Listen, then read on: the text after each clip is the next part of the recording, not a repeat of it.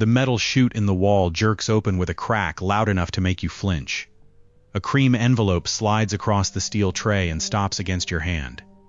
The paper is still warm from whatever machine fed it down here. On the front is a name you recognize because you read it on your phone less than 10 minutes ago.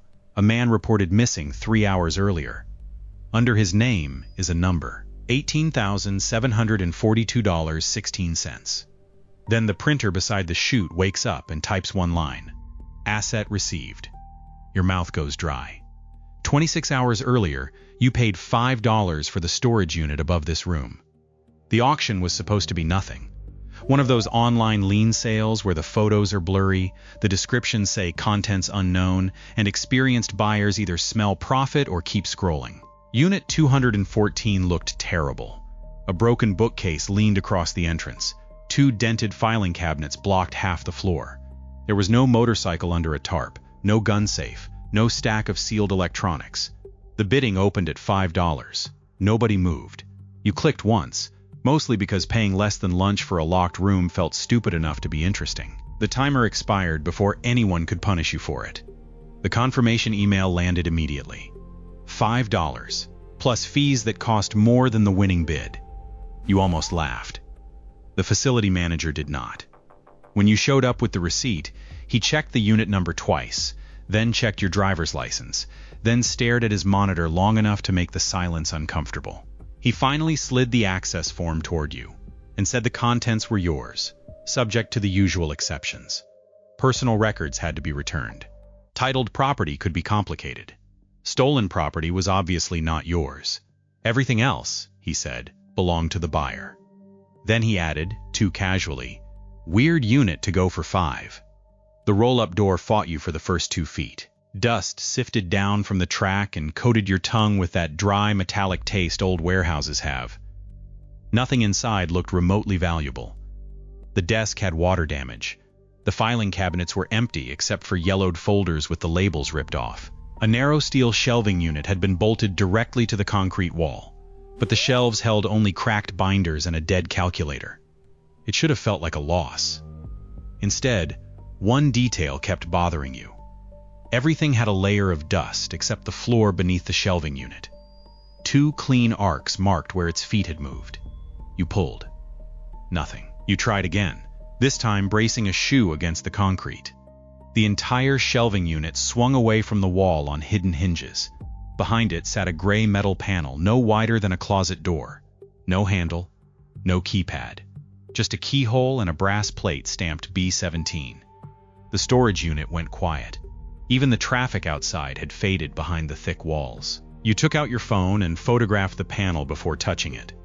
The picture looked absurd on the screen. Cheap junk in the foreground, a hidden door in the back, like 2 different stories had been stapled together. Inside the damaged desk, the bottom drawer stopped 3 inches short of the back. A thin wooden insert lifted out, exposing a felt-lined compartment. There was no cash inside, no jewelry. Just a brass key darkened with age and a paper tag that read B17 in faded typewriter ink. Your pulse changed before your thoughts did. A $5 purchase had just produced a hidden door and a matching key. That was enough to make every bad instinct in your body argue with every curious one. The key turned only a quarter rotation. Something heavy disengaged behind the wall with a deep mechanical thunk. The panel opened inward, breathing out air that was 10 degrees colder than the storage unit. A concrete stairwell dropped beneath the building. The lights came on automatically, not all at once, but one fixture at a time, descending into the dark. That detail landed harder than the hidden room itself. Abandoned spaces do not usually greet you. At the bottom, a steel door waited under a red exit light that was glowing perfectly bright. The paint on the door looked older than the light above it. You called the facility manager. Straight to voicemail. You called again and listened to the ring echo faintly through the stairwell from your own speaker. No answer. Legally, you had bought the contents of Unit 214, but no sane person could look at a staircase disappearing under a commercial storage building and pretend contents explained everything. Your hand moved toward the panel. Then a small brass plaque on the stairwell wall caught the phone light. Storage 214. Below grade annex.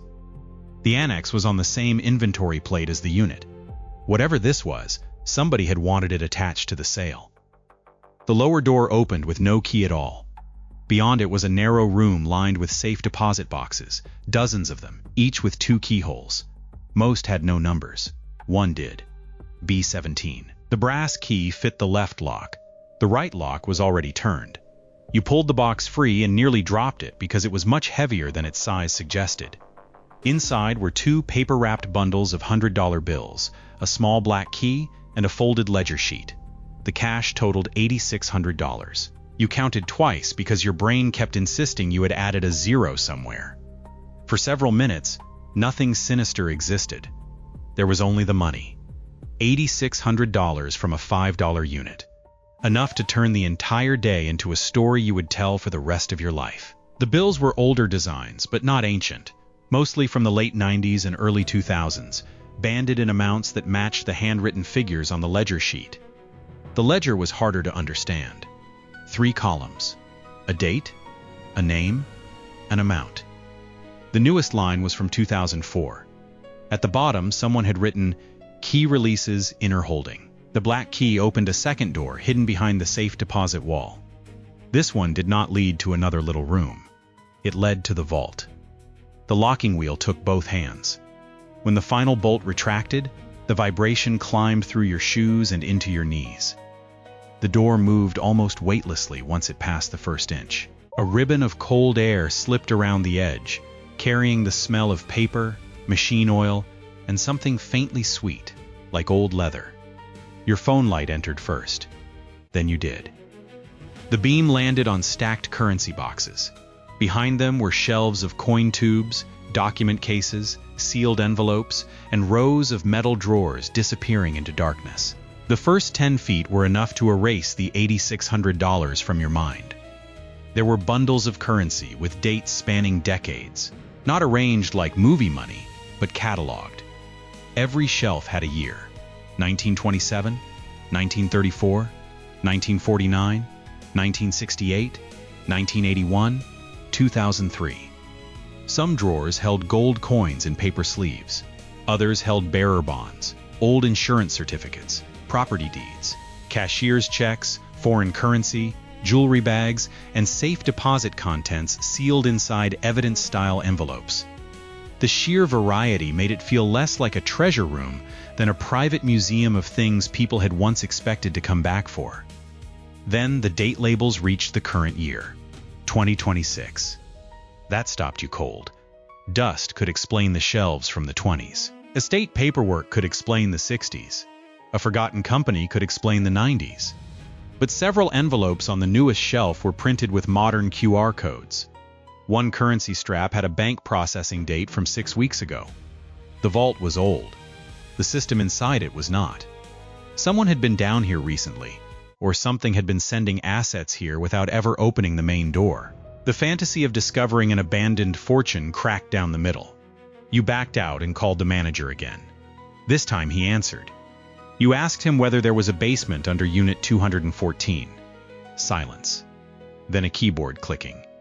He said the property plans showed utility corridors, nothing assigned to individual units. You told him about the annex plate. More silence. He asked you not to touch anything until he came down. That sounded responsible until he added, "Don't close the lower vault." You had never told him there was a vault. The line went dead before you could ask how he knew. You locked the panel from inside the unit and stood there listening. Your heart was hitting hard enough to make your shirt move. The obvious move was to leave, call police, hand over everything, let people with badges decide what belonged to whom. But the $8,600 in the box had changed the shape of the decision. So had the auction contract on your phone. You read it again. The sale transferred the stored contents to the buyer, with exclusions for records, stolen goods, and property requiring separate title. Cash was not specifically excluded. Neither were bearer instruments. The language did not make you rich, but it made walking away much harder. You took pictures instead of taking anything else. Shelf labels, serial numbers, the vault door, the ledger sheet. You emailed the images to yourself and to a second account. Then you searched the first name on the ledger, Dorian Pike. $12,410, 1953, unclaimed. The name was unusual enough to find. A scanned newspaper archive showed a machinist by that name who died in Ohio with no listed children. The amount in the article about his estate was not $12,000. It was smaller. You searched another. Lenora Wren, $4,804, 1977. A probate notice. No heirs located. A pattern appeared faster than you wanted it to. Some names belonged to dead people. Some belonged to dissolved businesses. Some led to abandoned estates. A few led nowhere. The oldest entries could almost be explained by bureaucracy, forgotten accounts, dead owners, paperwork lost across generations. The newer names were different. They came with reference numbers that looked digital. One 2023 entry led to a small construction company that had shut down after its owner vanished during a boating trip. Another belonged to a woman whose obituary said her relatives had spent years fighting an insurer over missing funds. A black binder marked custody schedule sat beneath the newest shelf. Inside was a list of entities stretching back to 1924. Banks merged into trusts. Trusts dissolved into holding companies. Holding companies transferred rights to limited partnerships. The names changed, but the signature block repeated the same phrase: successor custodian. Every 20 or 30 years, one legal holder handed the archive to another. The current holder was a company you had never heard of. You searched it.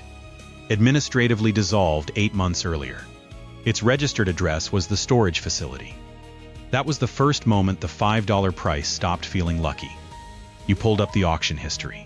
Unit 214 had sat in account limbo for months after the company dissolved.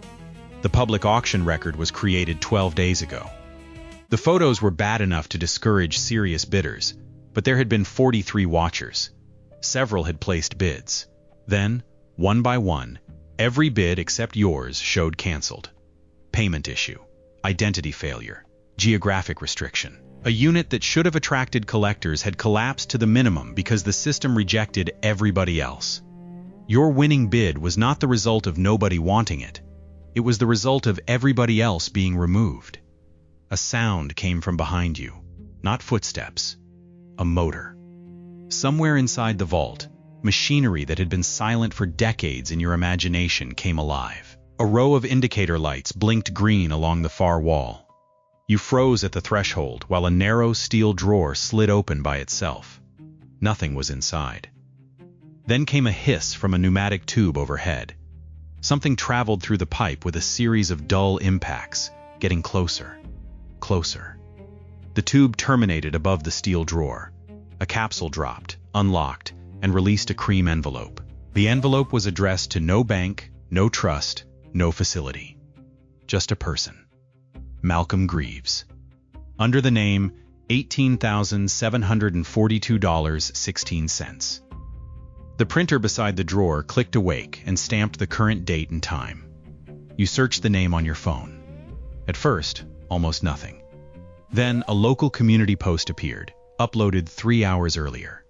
A photo of a man in his 50s beside a pickup truck. Family asking for help. Last seen this morning. The picture showed the same full name printed on the envelope. Your hands turned cold even though the room was already cold. The first rational explanation arrived instantly. Coincidence. A different Malcolm Greaves. Then the envelope's reference number included the last 4 digits of the missing man's business license, visible on an old contractor listing. You opened the envelope. Inside were 3 things: a cashier's check for part of the amount, a bank closure statement, and an assignment showing rights to the remainder through a receivables company. The dates were worse than the name. The assignment had been executed 2 days before he was reported missing. Someone had prepared to absorb his money before his family knew he was gone. You did not hear the facility manager come down. You heard the hidden panel upstairs open, then the faint scrape of shoes on concrete. You stepped out of the vault and moved behind the safe deposit wall. A figure stopped at the bottom of the stairs. The manager called your name once. His voice sounded smaller down here. He entered, saw the open deposit box, and swore under his breath. When you came out, he lifted both hands. No weapon, no threat, just terror. "You opened it too fast," he said. Not, "What is this?" Not, "How did you find it?" Too fast. He had known about the annex for 6 years. Not what was inside, he claimed, but enough to know that Unit 214 was never supposed to sell through the public queue.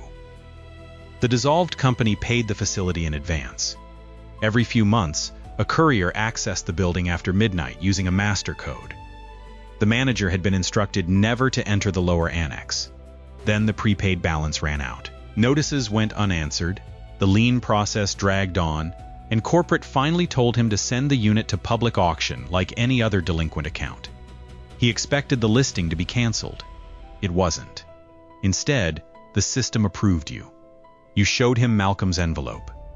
The manager stared at the name and physically stepped away from the tray. He said he had seen similar envelopes once, years earlier, when a tube jammed in the utility room. The courier arrived within an hour, took the capsule, and made him sign a non-disclosure agreement for $10,000. He kept the money.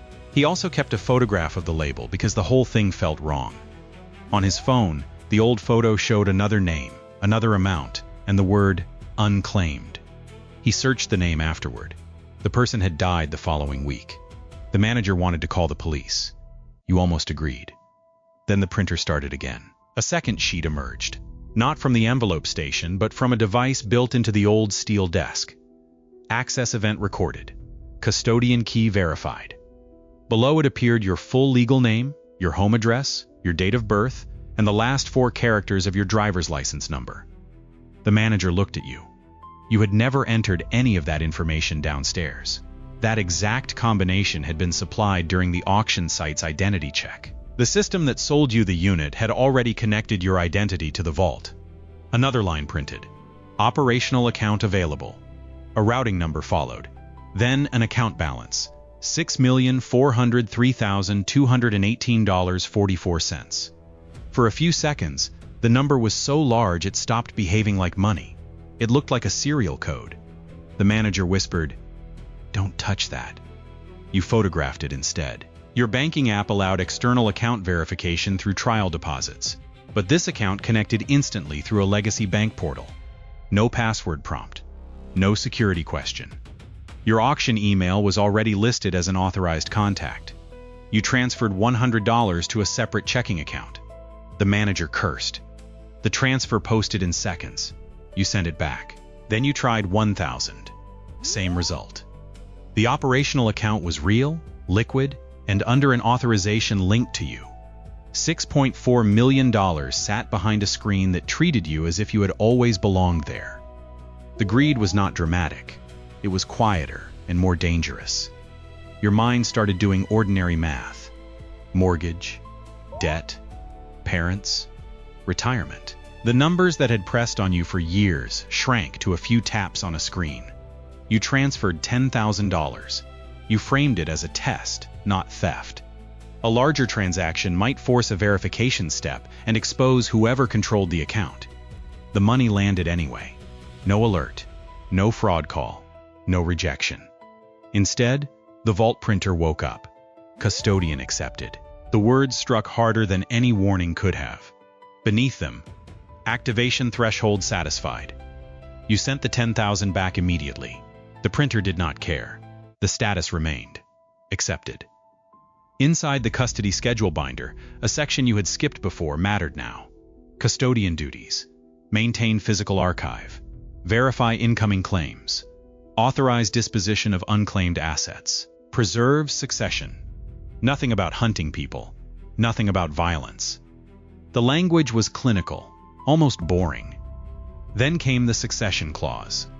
Upon dissolution, incapacity, abandonment, or non-performance, the archive would identify and qualify a replacement custodian through an open market transfer process. Open market transfer. The storage auction. Your $5 win had a legal phrase. Below that was a handwritten note from a previous custodian. The ink had faded brown. If you're reading this, the archive has already made you believe the money is the opportunity. It isn't. The money is the lock. You read the sentence twice. On the next page, the same hand had listed 3 rules. Do not attempt to destroy the records. Do not contact a claimant before validation. Do not remain custodian beyond your transfer window. The final line had been underlined so hard the paper tore. You do not own what it gives you. The manager wanted out. He said he would go upstairs, call police, call corporate, call anyone who could put distance between him and the room. He made it to the stairs before his phone rang. His face changed as he listened. A corporate compliance officer was asking why a restricted annex had been opened. No alarm had been sent through the facility system. No one upstairs knew you were down there. Yet within minutes of the custodian acceptance, somebody outside the building had been notified. You followed him back into the unit. Daylight through the hallway looked unreal after the vault's green emergency glow. 2 vehicles had parked near the office that were not there before. Both dark sedans, both idling. No one got out. The manager pulled the roll-up door down most of the way. His hands were shaking. He admitted the courier company that handled the annex had never used branded vans. It used sedans exactly like those. You asked whether the facility had another exit. He nodded toward a fire door at the far end of the building. The custodians did not usually die while holding the archive. They disappeared administratively. Businesses closed. Addresses changed. Professional licenses lapsed. Property transferred. Bank accounts emptied. One man moved from Missouri to Nevada, then vanished from public records after transferring his home into a trust. A woman in Pennsylvania resigned from 3 boards in 1 week, sold her house below market, and never appeared in another corporate filing. The system did not leave corpses. It left absences. People became difficult to prove existed. Then you found their estates inside the vault. Not metaphorically. Drawer C4 contained files bearing the same names as former custodians. Each file showed a final sweep. Bank balances, property proceeds, insurance payments, business equity. After the custodian transferred control, their remaining assets were gradually assigned back into the archive as abandoned or unclaimed property. The job was not a path to wealth.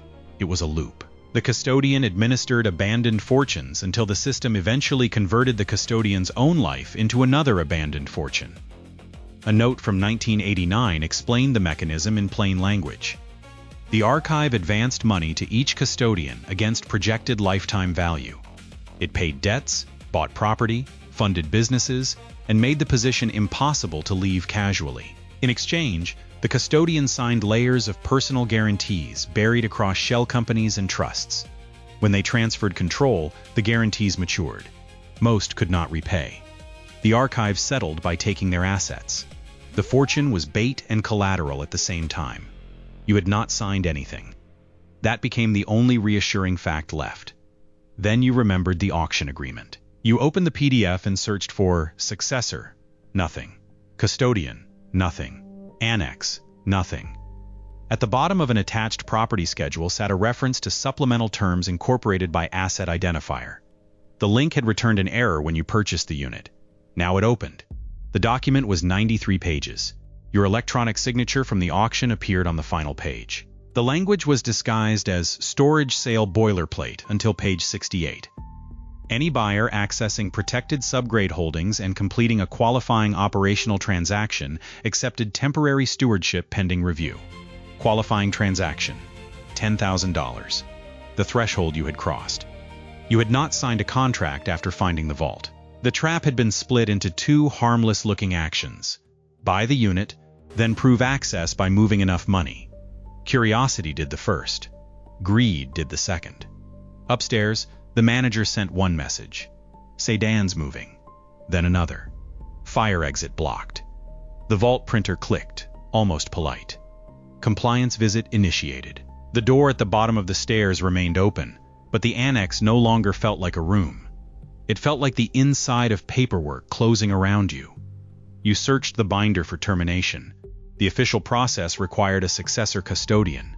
No successor, no release. The handwritten note from the prior custodian said the same thing more brutally. You leave by doing to someone else what was done to you. That should have been the deepest floor of the story.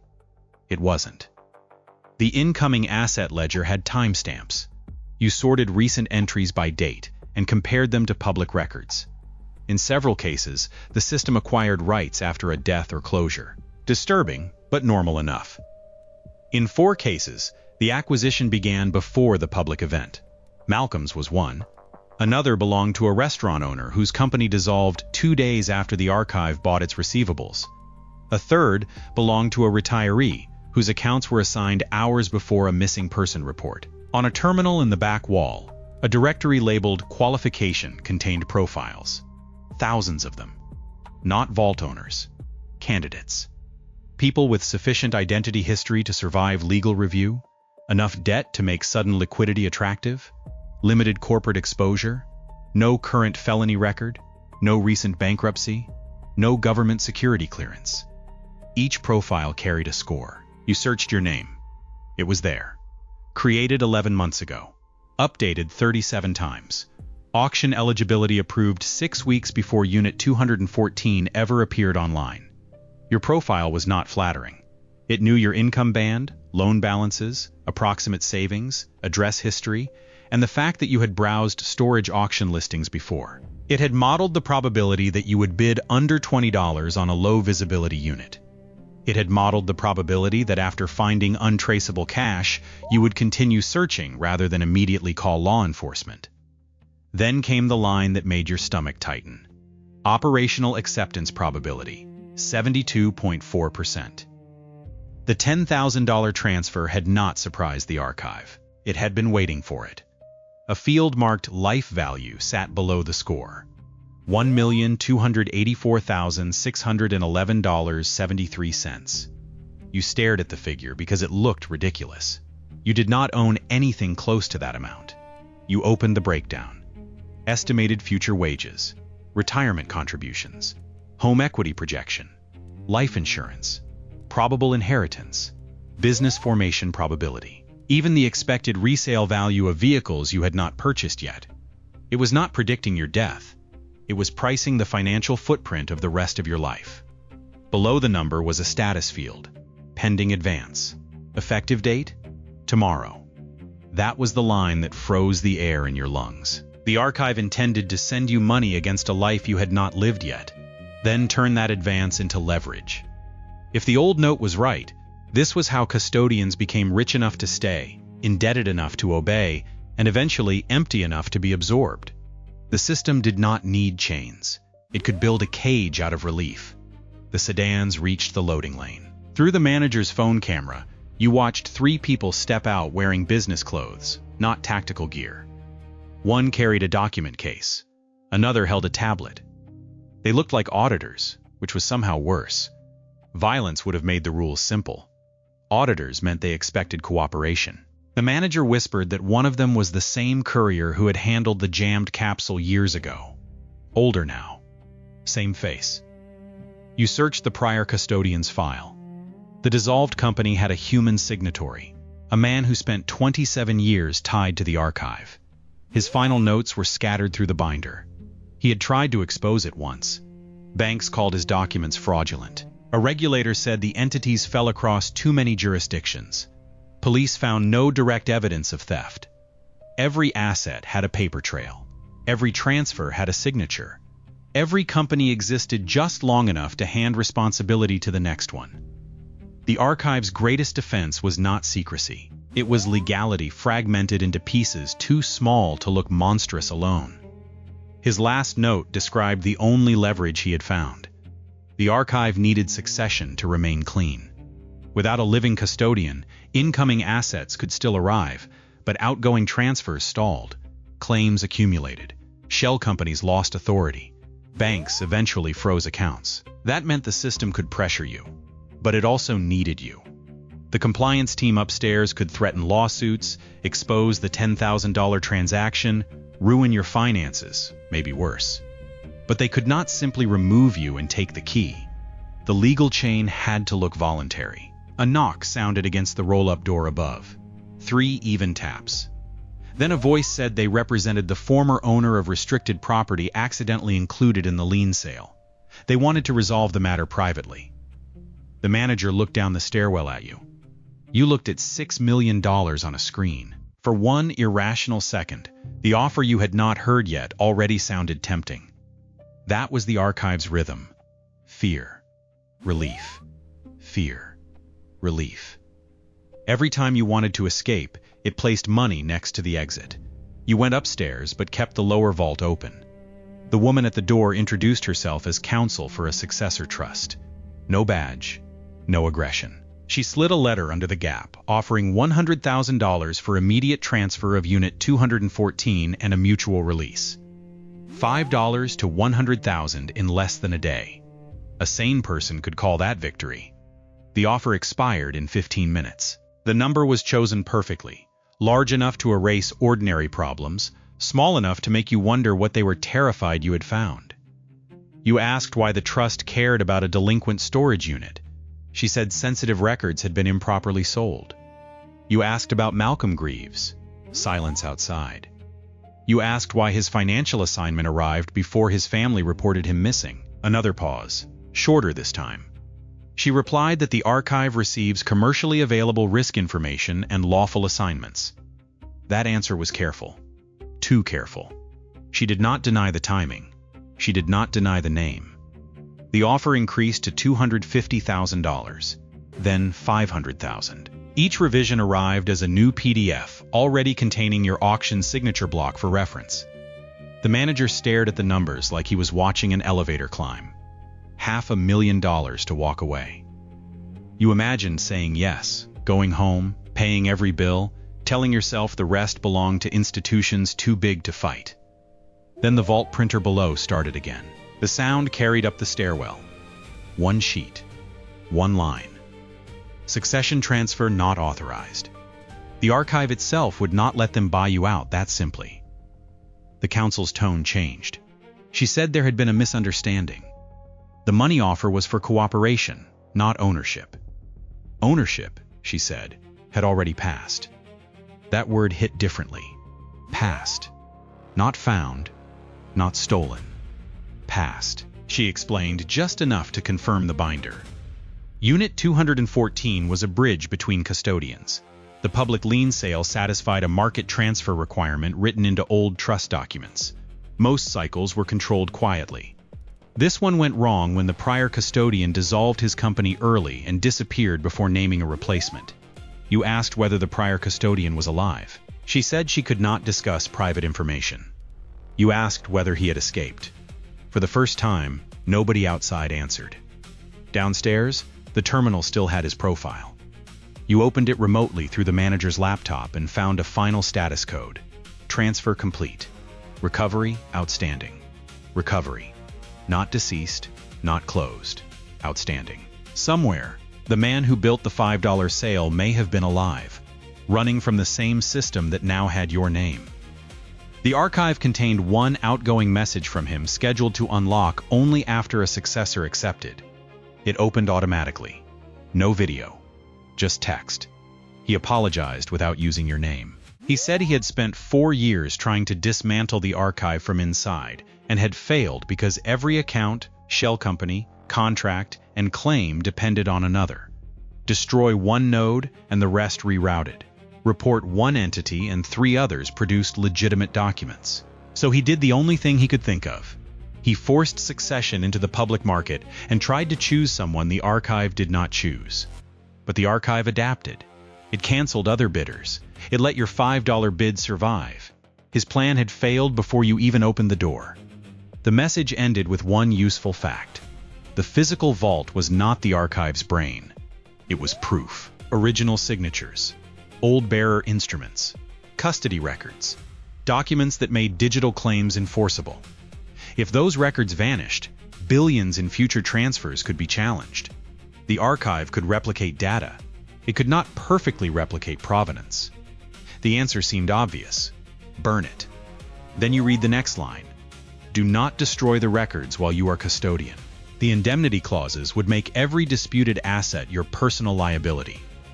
Even if the archive collapsed, banks and claimants could chase you for sums larger than the vault. The trap was elegant. The evidence that could hurt the system was also the evidence protecting you from it. As custodian, you needed the archive to prove you had not invented the assets. To destroy the machine, you first had to stop being the person legally standing in front of it. There was only one clean exit in the old documents: transfer to a qualified successor. The archive expected you to repeat the crime against someone else. Find a candidate. Put the unit back into a sale. Let curiosity and money do the rest. The prior custodian's message proposed a different move. Use the transfer process, but choose someone who already knows. A willing successor.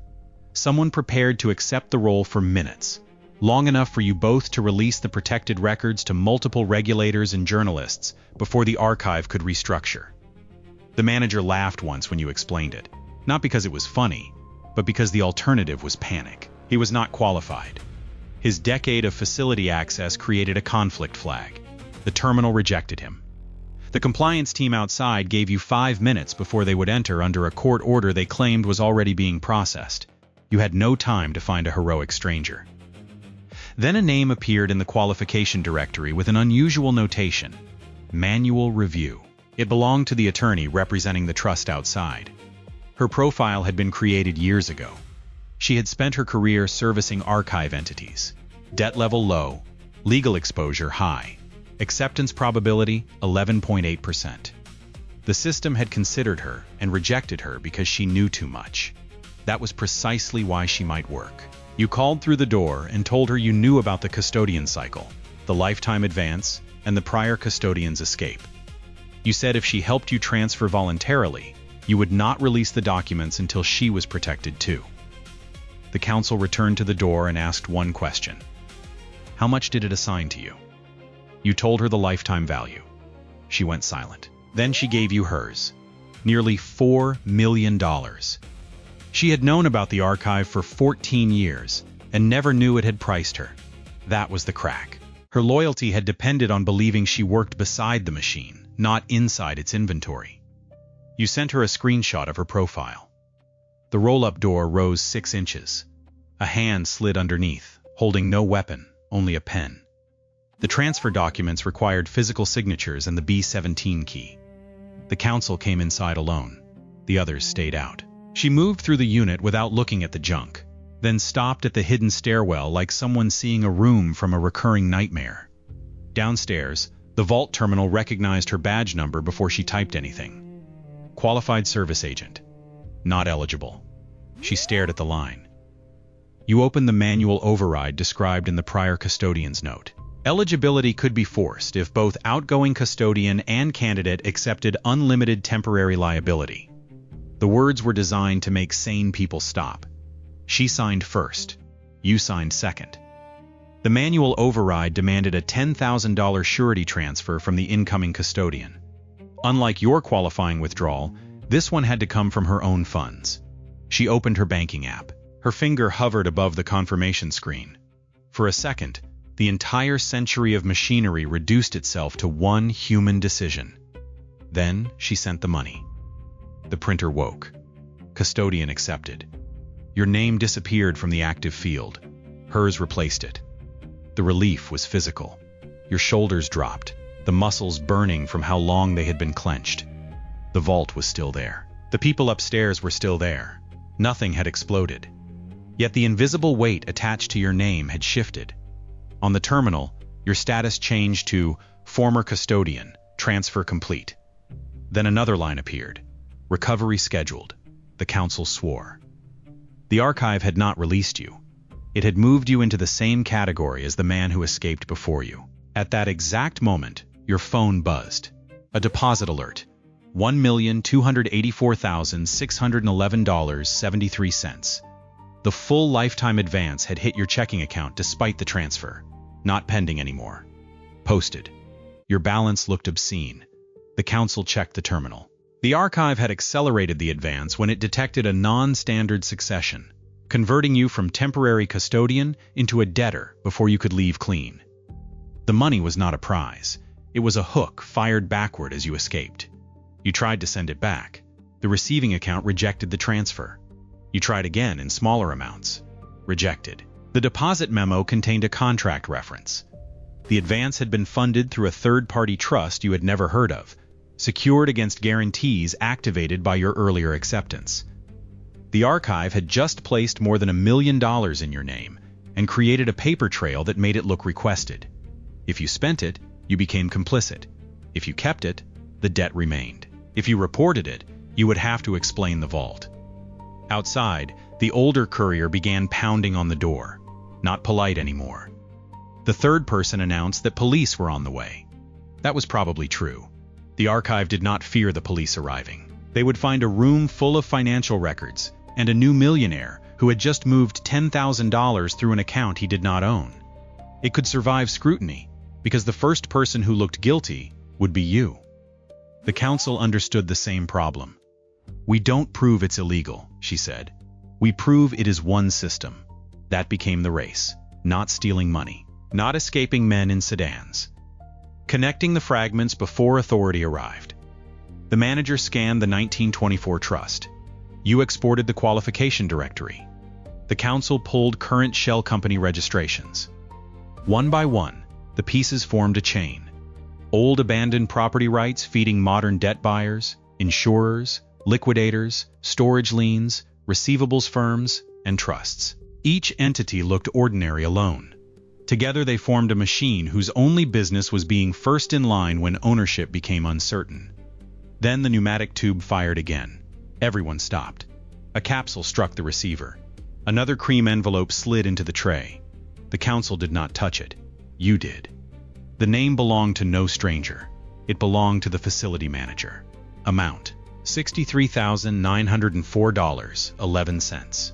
Effective date: today. His face emptied. He searched his own phone with shaking hands. No missing person report. No accident. He was standing beside you, alive. The archive had already classified his financial life as collectible. The attached papers explained why. Corporate had terminated him 6 minutes earlier for unauthorized access to restricted property. His employer-sponsored insurance was canceled at midnight. A dormant retirement account was being transferred to an outside administrator. A severance claim had already been assigned. The archive was not predicting his disappearance. It was creating the conditions that made his assets easier to detach. Not murder, not magic. Administrative gravity. Push someone out of enough systems at once, and money starts losing its owner. Police sirens became audible outside. The council uploaded the connected index to 3 separate destinations: a federal regulator intake, a state attorney general portal, and a reporter she trusted from a previous case. The files themselves were too large to send in full, but the index contained enough entity names, account references, and original document photographs to make the story checkable. That mattered. A conspiracy no one can verify is just noise. A conspiracy with routing numbers and notarized transfers becomes work. The archive reacted. Doors began locking in sequence. First, the safe deposit room. Then the lower stairwell alarm flashed. The main vault door started to move. Slowly. You and the manager dragged document boxes across the threshold while the council held the emergency bar. There was no cinematic countdown. Only the awful strength of industrial machinery, and the knowledge that if the originals were sealed again, the compliance team could spend years arguing they had never existed. You got the last box through. The vault door closed. The impact rattled your teeth. The terminal outside the vault remained live long enough to print one final notice. Custody breach. Asset recovery initiated. Then the screen went black. Upstairs, the roll-up door lifted under a fire department override. Police entered first, followed by the compliance team shouting about stolen financial records. For 30 seconds, everyone talked at once. Then the council did something the archive had not modeled. She identified herself by name, stated that she was current custodian, and told the officers the records were being preserved as evidence under her authority. The older courier went pale. That reaction told you the transfer mattered.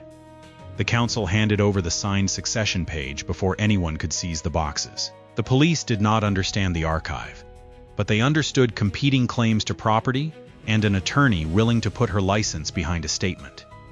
The scene slowed. Names were taken. Cameras were turned on.